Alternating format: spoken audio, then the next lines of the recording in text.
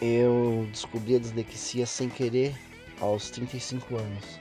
Fui ler um pequeno texto e na hora minha esposa pediu para eu repetir a leitura. O que eu li não era o que estava escrito, né? Na hora a Drica disse que havia algo errado e após uma longa pesquisa descobri-se disléxico. É chamado dessa forma, transtorno da dislexia ou dislexia de desenvolvimento. Isso esclareceu para mim muitas coisas, principalmente dificuldades que tive na infância, na escola. O que constatei após fazer uma grande retrospectiva da minha vida foi que se não fosse da arte que nasceu comigo, eu estava perdido.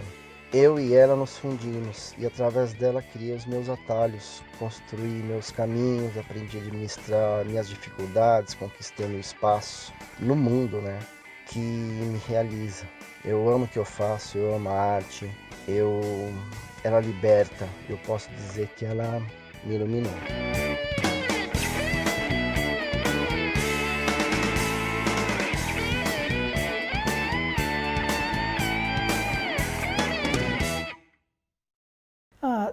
Desde criança, desde pequeno, ele estava sempre desenhando, qualquer lugar, sentado no chão. Eu me lembro muito dele deitado no chão da sala, com as pernas cruzadas, sempre com papel, com giz de cera, lápis de cor, canetinha, e ele estava sempre desenhando. Eu presenciei os primeiros desenhos dele, que nem ele lembra direito. Me impressionou muito. Ele tinha uma facilidade para retratar qualquer situação com uma fidelidade que é difícil você ver. O Morangoni na escola era um artista. Transformava, acho que a matemática em arte. Eu lembro de ganhar um ponto em matemática fazendo um desenho. Desde a infância sempre foi horrível, assim. Não gostava muito de escola, nunca gostei porque não tinha muita assimilação das coisas. Foi meio esquisito, meio conturbado. O negócio dele não era estudar mesmo, desde pequeno. Não queria ir para a escola de jeito nenhum. Descia a rua de casa aos prantos, vomitando no meio do caminho. E passou o tempo, quando a gente mudou para o bairro que a gente está, ele falava que para que ele ia para a escola se o negócio dele era pintar, e ele já sabia o que ele queria. Ele já conhecia as cores, já sabia as combinações que ele queria fazer. Por que ele tinha que ler e escrever? Ele já sabia ler e escrever o suficiente, não precisava fazer conta, não precisava fazer nada. Então isso ficou muito marcado em mim. Ele era meio desinteressado. Ele curtia, mas não era bom. Tinha inglês, assim, japonês e tal, mas agora matemática zero, né? Matemática nada. Ele fez mais ou menos 4 ou 5 anos da quinta série. Aí eu fiz uma coisa tão mal para ele. Era fim de ano e eu fui para saber o resultado das provas. Eu esperava que ele tivesse passado. E eu fiz uma coisa tão má com ele que eu nunca vou me perdoar. Aí quando eu olhei no painel assim que ele tinha reprovado, olha, eu fiquei assim tão furiosa com ele. E eu comecei a chorar. E eu larguei ele, peguei o carro e vim embora, deixei ele, olha. Eu fiz essa maldade com ele. Depois eu falei, puxa, meu Deus, por que eu fiz isso? Eu fui maldosa. Eu deixei ele lá, senhor, ele já estava triste, sem graça, porque ele não tinha passado. E eu fiz essa maldade. Não via um futuro na escola como... Não tinha incentivo, né? Você não tem uma...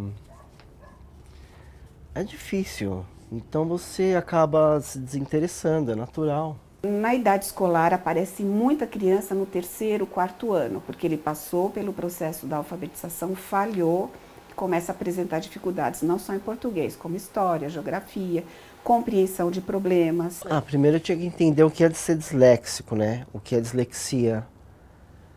Mas aí com o tempo você vai entendendo praticamente a sua vida, né? Porque você... Ou seja, aqueles traumas que você tinha, quantos Kumons, quantas aulas de matemática, quantas aulas de inglês, e nunca, não sei nem o verbo to be. Ou seja, então quer dizer... eu não sou tão burro assim, né? Porque afinal... Bom, então... Responde um pouco, dá uma amenizada, mas... Eu acho que ela te responde todas as perguntas, né, as dúvidas que você tinha em relação à falta de desinteresse, mas é justamente porque não tem como você... É difícil, talvez, para uma pessoa que tem esse transtorno assimilar, e não é preguiça, não é vagabundagem, não é? Bom, a dislexia é um dos muitos transtornos de aprendizagem que aparece na época da alfabetização. Embora ela seja genética hereditária, nos pequenininhos a gente já encontra alguns sinais. Mas assim, o principal é na época da alfabetização. Então essa criança vai ter muita dificuldade para ler e para escrever. O primeiro sintoma é essa relação da letra com o som que eles não conseguem. Isso também vai acarretar uma dificuldade numa segunda língua, no inglês, no alemão, no espanhol. Em cada fase da idade a gente encontra assim, porque ela chama dislexia de evolução. Então os pequenininhos, essa dificuldade de leitura e escrita. Mais tarde eles vão ter dificuldade para compreensão de texto, porque eles leem muito devagar, trocam as letras, as palavras, as sílabas, então eles não vão compreender. Eles podem também ter dificuldade de processamento visual, processamento auditivo. Ele enxerga bem, ele escuta bem, mas tem essa dificuldade. Dificuldade com orientação espacial, direita, esquerda, em cima e embaixo. Memória, eles têm dificuldade, alguns com a memória imediata e outros com a memória de longo prazo. E não tem um disléxico igual ao outro. O disléxico é inteligente. Porque normalmente o que acontece é a pessoa se acha burra, se acha ignorante, se acha incapaz, e não vai ter um futuro, que não vai ter, não sei. Então, ela precisa de uma orientação. Se ela tiver alguma dificuldade, eu acho que tem que procurar ajuda. O adulto, quando chega aqui, normalmente está emocionalmente abalado, porque ele sofreu muito durante esse processo de alfabetização, depois de escola, depois de faculdade. Muitos não conseguiram chegar até uma faculdade porque desistem. Então, por isso da importância do diagnóstico, para orientar essa pessoa para o tratamento e intervenção adequada. O diagnóstico, assim, tem que ser feito por uma equipe multidisciplinar, onde tem a neuropsicóloga, a fonoaudióloga, a psicopedagoga. A gente precisa de um parecer de um neurologista, de um exame de processamento auditivo, de processamento visual. Aí todos esses exames juntos, a gente vai, por exclusão, ver o que as crianças, adolescente ou adulto têm. Na área de consciência fonológica, dos sons, a gente já trabalha com esse pequenininho. Aí ele passa pelo processo de alfabetização, volta para fazer uma reavaliação. Então, esses são os pequenininhos. As crianças em processo de alfabetização também, porque assim, normalmente vai com a fonoaudióloga também. Porque a principal dificuldade não é ele não reconhece a relação da letra com o som, do fonema com o grafema. Então, a fono vai ensinar como são feitos os sons. O adulto, quando chega, ele é muito inteligente, lembra que eu falei? Ele já encontrou os caminhos. Chega o adulto e fala, o que eu vou fazer aqui? Muitos eu tenho que voltar aqui nos sons. E ele fala, por que eu não aprendi desse jeito? Era muito mais fácil. Então, que nem eu te falei, cada disléxico é um. Então, existe o mais visual, que vai trocar o P com o B, o mais auditivo, o F, o V, o M, o N, são os sons bem parecidos, que tem vibração ou não das pregas vocais. E tem os que trocam tudo. Tem os que têm dificuldade na leitura e na escrita, tem os que têm dificuldade só na leitura, na compreensão, e tem os que depois, no fim, ficam na escrita, na parte da ortografia. Então, assim, o mais importante é a avaliação, para a gente conseguir orientar. Foram 5 repetências, eu acho que na 5ª série, e depois mais 2 no primeiro colegial, depois de ter feito supletivo. Quando eu ia repetir pela 3ª vez o primeiro colegial, a professora mandou embora, e o professor também falou, vai pro seu ateliê. Eu falei, puta, obrigado. E aí eu fui. Não, foi um aval, né? Um atestado, assim, libertei daquilo. E é isso. O adolescente e o adulto, quando chega aqui, chega emocionalmente acabado, então precisa de uma psicóloga para ajudar nessa intervenção. A fono, a psicopedagoga, não consegue realizar sozinho. A arte é sabida já desde sempre, né? Sempre foi recomendada como uma terapia que ajuda em todos os sentidos as questões mentais, né? Todo médico, num determinado momento que ele precisa indicar algum tratamento para alguma pessoa, ele sempre coloca a arte no primeiro plano, ou o artesanato. Mas a arte, tanto a arte pictórica como a escultura, é uma das coisas que vem em primeiro lugar, porque ela é sabido e comprovado que ela dá um grande resultado em todos os sentidos, na coordenação, na reflexão, na integração. Ter a arte, a pintura como um trabalho, um reconhecimento. Porque até então ela era tida como talvez um segundo plano, né? Porque a escola ela consumia. A pintura foi, o que deu uma seriedade para mim, para minha vida mesmo, né? Assim, mas tinha um rumo a seguir, tinha um objetivo a seguir. Acho que isso foi um caminho natural, não teve desejo, é um caminho natural. Hoje as pessoas hoje a gente vê muitos artistas, né? Hoje você abre, sei lá, o telefone, o cara já é um artista.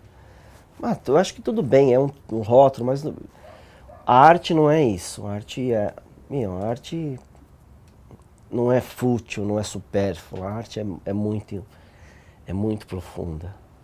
A arte é tudo. Não é uma palavra, é tudo. Deus é tudo, a arte que criou, tudo.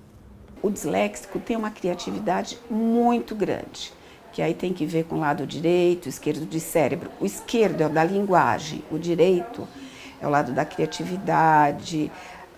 E o disléxico tem normalmente uma lateralidade mista, quer dizer, um lado olho direito, mão esquerda, ou vice-versa. Então, esse lado da criatividade ajuda muito esse disléxico, tanto assim para pintura, mesmo assim para poetas. Existem poetas, escritores como a Agatha Christie, diversos artistas de cinema, o Van Gogh, o Einstein, o maior disléxico. O Bill Gates, nos Estados Unidos, ele coloca no jornal, procura-se disléxico para trabalhar na Microsoft, porque ele sabe que o disléxico é muito inteligente. A NASA põe no jornal, procura-se disléxico para trabalhar com a gente, porque eles têm uma visão totalmente diferente para olhar buracos negros e ver constelações. À medida que a gente ia vendo a pintura dele, não ficou dúvida que a carreira dele ia ser essa mesmo, que era um dom de Deus mesmo. Na verdade, eu já trabalhava com arte desde pequeno, mas profissionalmente, talvez. Quer dizer, acho que desde os 15 anos, era um estilo que eu precisava encontrar, porque afinal acadêmico é coisas de museu, né? Porque você não tem o valor que deveria ter, afinal, mas a arte é arte, né? Então mas não é nem por isso, é uma busca interna mesmo, porque sair daquela mesmice e criar um estilo diferente que você bata os olhos e reconheça aquilo como a assinatura de um artista. Isso é difícil. Então eu tive um certo conflito até encontrar o meu caminho, né? Ele não estava satisfeito com aquilo que ele estava fazendo. Aí eu o convidei a voltar para o ateliê e junto nós compomos uma nova fórmula dele pintar. E foi quando eu vi que ele tinha um talento impressionante para abstração figurativa. Foi aí que o Marangoni deslanchou, eu acredito que foi por méritos dele, ele deslanchou e chegou no momento que ele está dentro da pintura hoje, né? Que é um momento de grande importância. Na minha opinião, é um dos principais artistas hoje de cenas urbanas, cenas urbanas. O momento que eu o conheci foi oportuno porque era um momento transitório e eu acho que aquele conteúdo que eu dinamizei nele, eu acho que fez uma boa diferença, né? Eu gosto da nostalgia, do resgate de memória, né, das cidades. Eu acho que as pessoas perderam muito isso hoje. Eu acho que a gente anda por São Paulo, por exemplo, que é uma cidade maravilhosa, meu, e detonada, degradada. E eu faço esse restauro de trazer aquela coisa do passado, do respeito, da educação, através da arte. Eu dou uma iluminação para trazer mais vida, mais aconchego. E a pintura dele, eu sou pai, ela é mãe, mas é um negócio espetacular, né? A gente tem maior orgulho, tenho né, guardado- Cláudio? Eu gosto muito do atual porque eu viajo, mesmo às vezes aqui em São Paulo. Retratar porque normalmente as pessoas não vê o bonito, o belo nos centros urbanos. Eu gosto de trazer o feio para dentro da tela, que acaba ficando legal. E o contemporâneo eu me liberto, assim, dá para fazer um pouco do antigo, perspectiva diferente e tal. Uma mescla de tudo isso, uma junção dos dois estilos, né? O atual é o que é, o antigo é como era e como gostaria que fosse talvez hoje. Eu acho que é um momento muito importante porque ele conseguiu focar no objetivo principal do trabalho dele, que é esse trabalho deslumbrante que ele está fazendo, principalmente os trabalhos de cidades, né? As pessoas elas podem dizer, porra, mas você é ignorante, você... Meu, não é isso. Aqui... E ela tem um outro talento, então isso tem que ser polido, aflorado, lapidado, né? Porque... E, meu, tenho certeza que supera e sobressai.